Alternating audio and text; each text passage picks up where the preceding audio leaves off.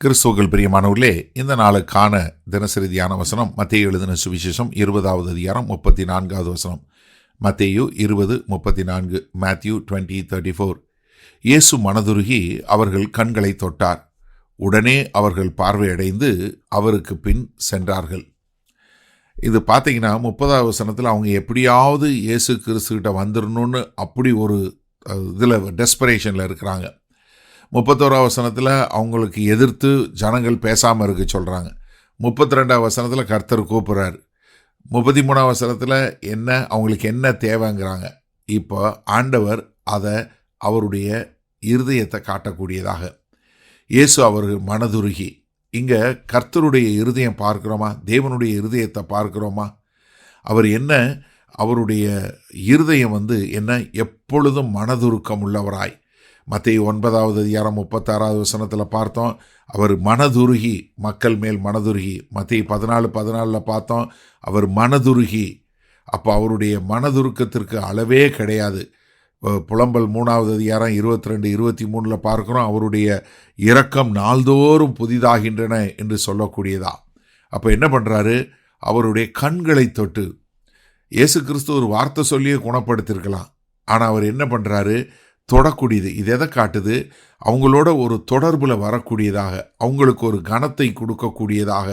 அதாவது நான் இப்படி ஒதுக்கப்பட்ட மக்களுக்கு நான் சமீபமாக இருக்கிறேன், அதே மாதிரி உடைந்து போன மனிதர்கள் மேலே அவங்களுக்கு வரக்கூடியதா. மத்தேயு 8வது அதிகாரம் 3வது வசனத்தில் பார்க்குறோம், ஒரு குஷ்டரோகியை தொடக்கூடிய காரியத்தை பார்க்குறோம்.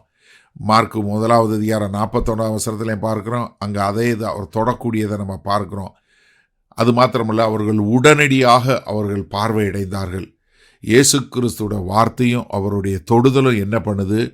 அந்த ஒரு அற்புதத்தை உடனே அவங்க குணமாகிறது உடனடியாக, முழுமையாக, யாரும் இது பண்ண முடியாதபடி.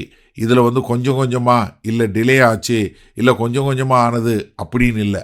அவர்களுக்கு உடனடியாக அவங்களுக்கு பார்வை வரக்கூடியதாக அவங்க உடனே அவரை பின்பற்றி போனார்கள்.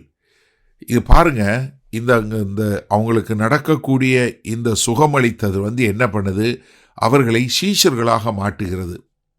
அவங்க குணமடைஞ்சிட்டேன் அப்படின்னு சொல்லி வீட்டுக்கு போகல, இல்லை அங்கேருந்து ஒரே ஆரவாரம் பண்ணி ஆண்டவர் என்னை குணப்படுத்திட்டார் அப்படின்னு சொல்லக்கூடியதா, இல்லை மற்றவர்களுக்கெல்லாம் பெரிய ஒரு சொல்லி அவங்க மேலே ஒரு இது வரக்கூடிய ஒரு காரியத்தை பண்ணல, எல்லாரும் அவங்கள பார்க்கக்கூடிய காரியம் பண்ணல. அவங்க என்ன பண்ணாங்க? நாங்கள் கர்த்தர்கிட்டருந்து இரக்கம் பெற்றோம், அதனால் நாங்கள் கர்த்தரை பின்பற்றுகிறோம் என்று சொல்லக்கூடியதாக.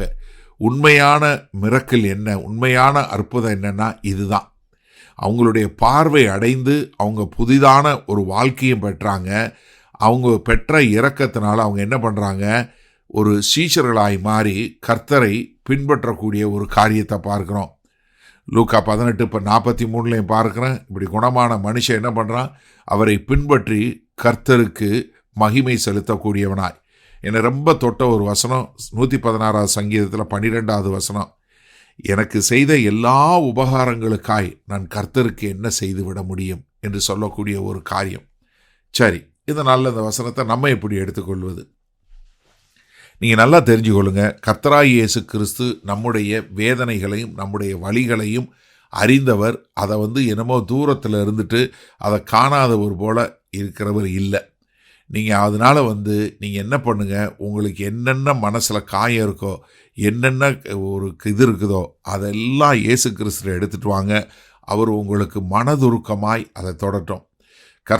நீங்கள் என்ன பண்ணுங்கள்? கர்த்தராகிய இயேசு கிறிஸ்து, நீங்கள் எங்கெல்லாம் உங்கள் மனசில் எதெல்லாம் ஒளிச்சு வச்சுருக்கிறீங்களோ, என்னென்ன காரியங்கள் உடைந்து போனதாய், எங்கெங்கெல்லாம் உங்கள் வேதனையோட வலிகளோட எதெல்லாம் உள்ளுக்குள்ளே இருதயத்தில் வச்சுருக்கிறீங்களோ, அதே அன்னைக்கு குருடர்களை தொட்ட ஆண்டவர் இன்றைக்கு உங்கள் இருதயத்தில் என்னென்ன நொறுங்கி போயிருக்கோ, எங்கெங்கெல்லாம் காயங்கள் இருக்கோ, எங்கெங்கெல்லாம் வலிகள் இருக்கோ, எங்கெல்லாம் வேதனைகளோடு இருக்கிறீங்களோ, அதெல்லாம் கர்த்தராகிய இயேசு கிறிஸ்து தொட்டு அதை உங்களுக்கு குணப்படுத்தட்டும். ஏன்னா நீங்கள் ஒரு நிறைய பேர் என்னென்னா இப்படிப்பட்ட காயங்கள், கட்டுகள், உடைந்து போன இடங்களில் போய் தங்களை ஒளித்து கொண்டக்கூடிய மக்களாக இருக்கிறாங்க. அந்த ஒளிவிலிருந்து வெளியே வாங்க.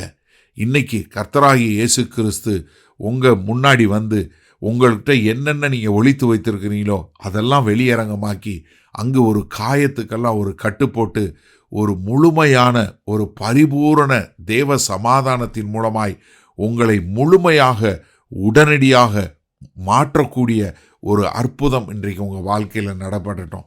எனக்கு அருமையான சகோதரனே சகோதரியே, உங்கள் வாழ்க்கையில் என்ன காயமோ, என்ன வலியோ, என்ன வேதனையோ, அதெல்லாம் கர்த்தராகிய இயேசு கிறிஸ்து அதை தொட்டு குணப்படுத்த நீங்கள் வருவீங்களா?